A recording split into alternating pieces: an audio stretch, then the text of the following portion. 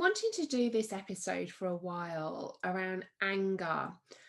I really held on to anger for a really long time. And whilst anger in some situations may be productive, because there's a difference between regulated anger and dysregulated anger. And for a very long time, I really felt like I was dysregulated, feeling anger. So, first, I want to explain really what happens within us when we feel angry and why we feel that way. So, anger in a dysregulated way is a sympathetic trauma response. So, we start to produce more cortisol and it floods our body because our perception of something that is happening is dangerous. So, think about a time maybe when you've got really angry with your children, maybe with your parent, a friend, a partner, and you've just got really, really angry. It's almost like it's consuming you. And this level of anger is when we've dipped into our sympathetic nervous system. And this is all to do with our perception of danger. So when we are dealing with things in a logical and rational way, we are very much in the front part of our brain, which is called the prefrontal cortex. So we can see things as challenging. Sometimes we may feel a little bit angry about stuff as well, like, oh, that's not fair. But we recognize we're still safe in our environment. That moment that we don't feel safe, because this comes from our past experiences, we go into a sympathetic trauma response and we might feel really, really angry. We feel flooded with cortisol, and it's like we're in the fight trauma response. Now, this is because something, i.e., the narcissist, may have behaved in a certain way and you've got really, really angry. Now, that anger that you are feeling hasn't come directly from the narcissist. The anger you are feeling when you are dysregulated is because your perception of the narcissist behavior is danger, and your system, your nervous system then goes, oh, we need to protect, and anger shows up. And we feel that cortisol in our body. We feel really, really heightened in our feelings in our body. And that is that trauma response to our perception of danger from the narcissist behavior. Now, when I work with my clients and when I work with people in my narcissistic trauma recovery program, it's very much about, we look at anger as a protector part. So I use internal family systems in the work that I do, which is an evidence-based parts therapy. I absolutely love it. Everybody that I speak to about it, teach about it, use it with them, just all converts. It's just such an amazing therapy. It really, really is, because it's a very much a compassionate way of looking at things, because we're trying to lift that shame and guilt of how you feel. So I work with people very much looking at anger as a protector part. So we know, yes, it is part of our system. It's that fight response within our system to our perception of danger. But why is it there? If we look at the anger part then as a part of us, so rather than you saying, oh, I'm just really, really angry about the narcissist, okay, I said that many, many times, it's a part of me is really, really angry about the narcissist.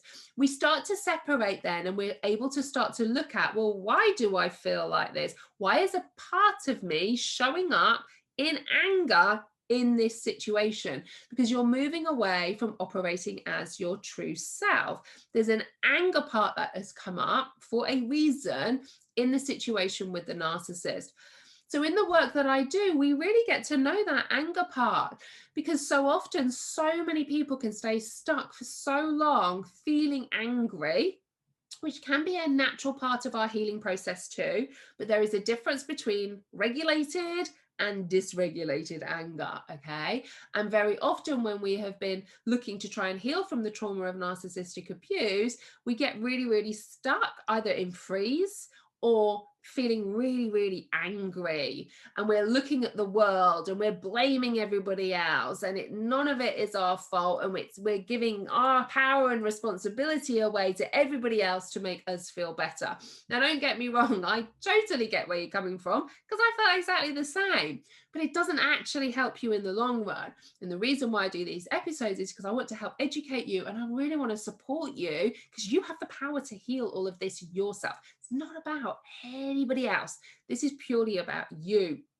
So, and that doesn't excuse their behavior. Just want to add that caveat in. I'm not saying their behavior is good or anything else. No, no, no, no, no, it isn't. But what I want to say to you, it is not your fault, but we can change how you receive the behavior of the narcissist. So if we're feeling really, really angry, because our system has gone into protect, it's gone into the fight response, it's because this situation, maybe what the narcissist has said or how they've behaved, their behavior has really almost like scratched the scab at your self-worthiness wound. So when we talk about internal family systems, we normally have what they call in internal family systems the exile, this wounded younger part of yourself, which I call the self-worthiness wound. There is something that happened in your childhood, teenage years, whenever that was, that created like this wound for you, that your whole system kind of went, oh, when you felt like that, that was really painful. And we don't ever want you to feel like that again.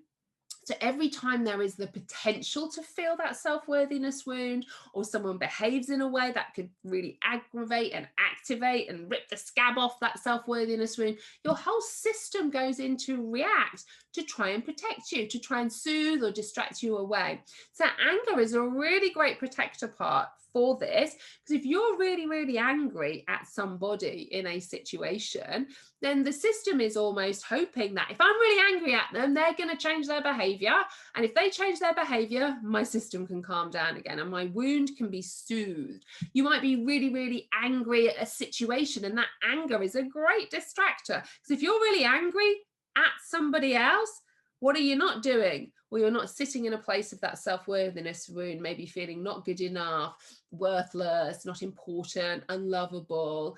That's what the system thinks is too painful to feel. Feeling angry still might feel painful and non-productive, but your system thinks it's better than feeling that self-worthiness wound. So I want you to start to get really curious. When you feel angry, start to track back. What is it that has happened or happening that is making you feel that anger, that cortisol? Maybe your heart's racing, your shoulders are going up, you feel really, really tense, your body just feels like a bubble of energy. What has happened? What has happened for you in those moments to perceive danger? What is it about that? Because remember, nobody can make us feel angry. They can't do that.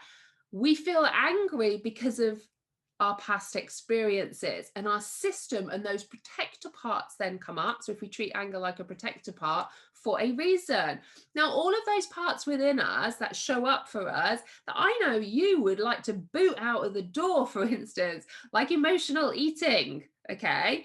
Like people pleasing, procrastination, addictions, all of those that I know you will probably not want to have in your life.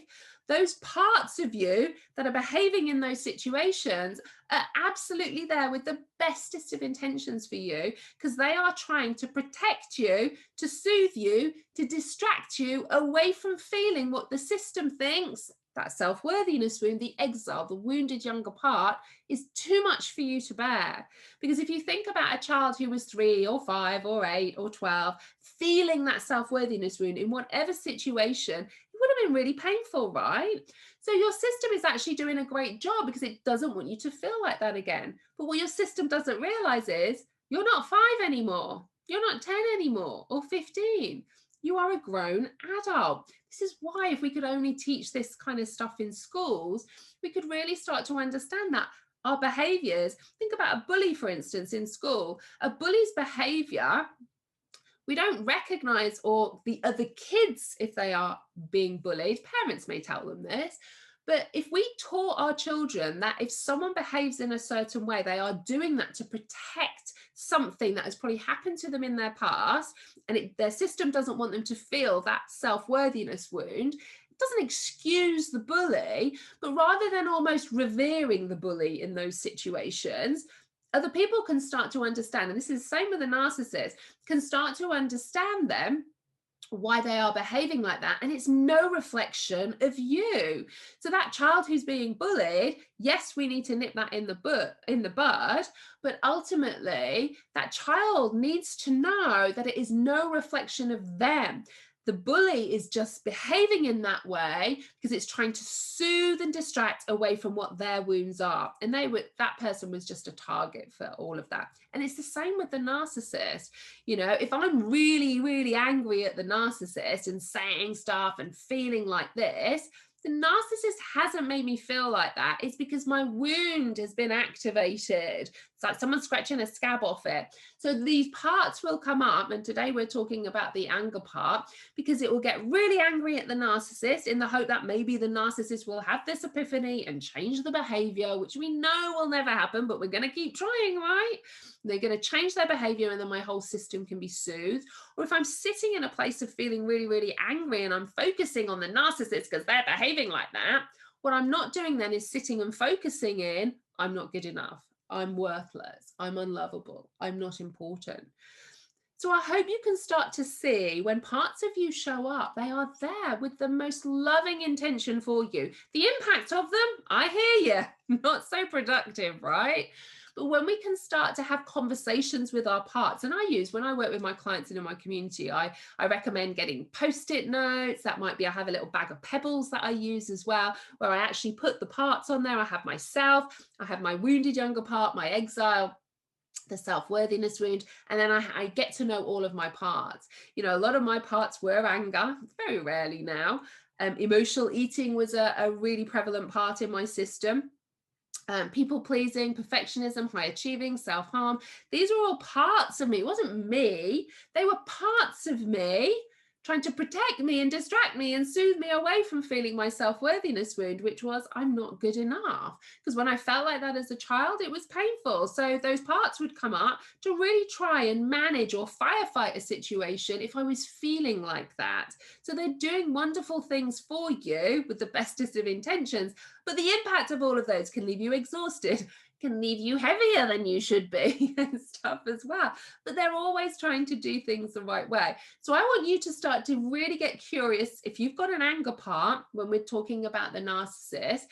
And I'd like you to start to think about almost separating yourself. And we call this self to part relationship. So you aren't an angry person. There's a part of you that has taken on the role of anger to try and protect and soothe you from feeling something that part thinks would be too painful for you to feel like.